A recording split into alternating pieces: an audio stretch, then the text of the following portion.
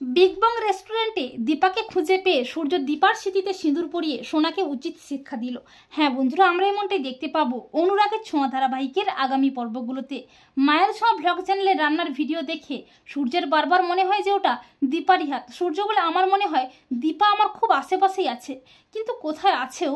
আর হ্যাঁ, চারু তো বললো যেখানে রান্নার ভিডিওটি হচ্ছে সেটা নাকি বিগ বং রেস্টুরেন্টে।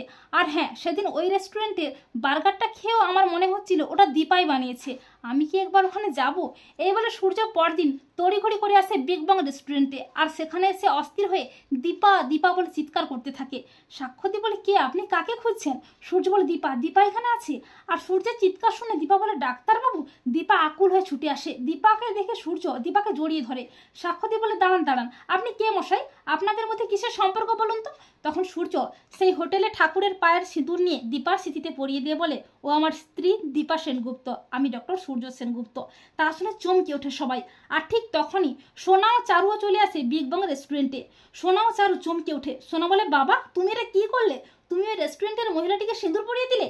তখন সূর্য সোনাকে আচ্ছা করে চড় কষিয়ে বলে, সোনা মা, নিজের মায়ের সম্পর্কে কি বলছো? লজ্জা করে না মাকে অপমান করতে?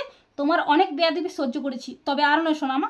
তো বন্ধুরা, তোমরা এটাই চাও তো যে সূর্য যেন বিগ বং রেস্টুরেন্টে দীপাকে পেয়ে সোনাকে উচিত শিক্ষা দিয়ে দীপার স্মৃতিতে সিঁদুর পরিয়ে দেয়?